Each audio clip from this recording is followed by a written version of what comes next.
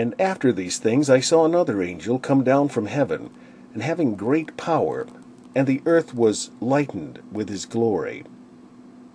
And he cried mightily with a strong voice, saying, Babylon the great is fallen, and is become the habitation of devils, and the hold of every foul spirit, and a cage of every unclean and hateful bird. For all nations have drunk of the wine of the wrath of her fornication, and the kings of the earth have committed fornication with her, and the merchants of the earth are waxed rich through the abundance of her delicacies.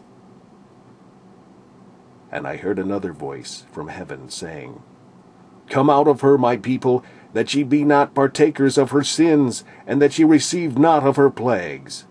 For her sins have reached unto heaven, and God hath remembered her iniquities.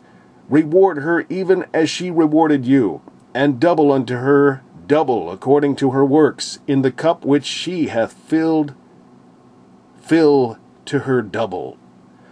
How much she hath glorified herself, and lived deliciously, so much torment and sorrow give her. For she saith in her heart, I sit a queen, and am no widow, and shall see no sorrow. Therefore shall her plagues come in one day, death, and mourning, and famine, and she shall be utterly burned with fire, for strong is the Lord God who judgeth her.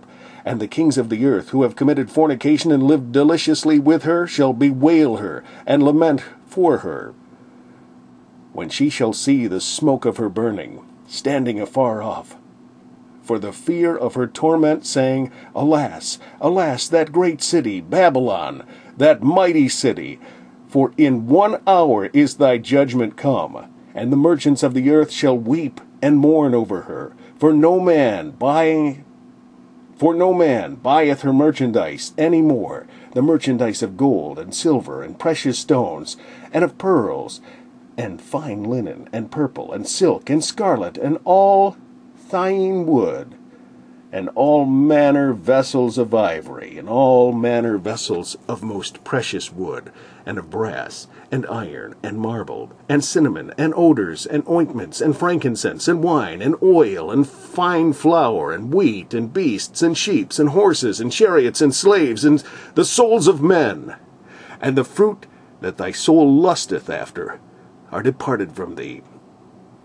And all things which were dainty and goodly are departed from thee, and thou shalt find them no more at all.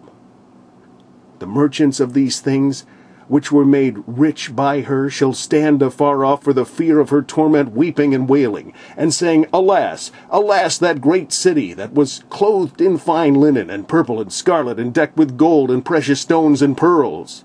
For in 1 hour so great riches is come to naught.